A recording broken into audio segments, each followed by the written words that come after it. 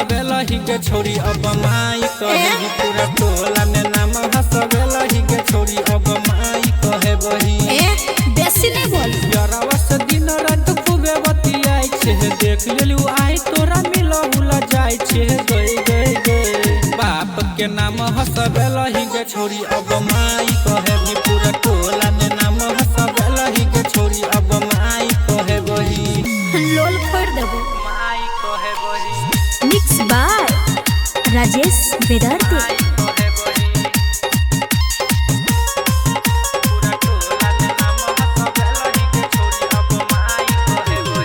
भरल छौ देहिया में गरमी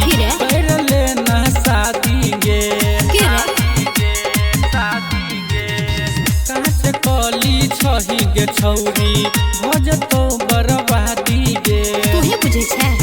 अपन इज्जत के पानी में डूबे बही गे छोरी अब माई कहे भी पूरा टोला ने नाम हसबे बही गे छोरी अब माई कहे बही बेसी नहीं बोल माई कहे बही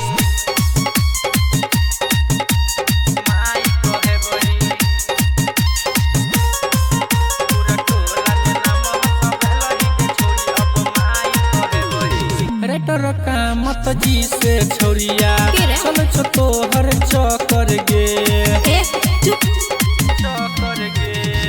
बेटा हो तो गोदी में खेले बही बेटा हो तो ओ कर गे बोल बोल कृष्णा से लाली चटबे बही गे छोरी अब माई कहे भी पूरा टोला ने नाम हसबे बही गे छोरी अब माई कहे बही बेसी नहीं बोल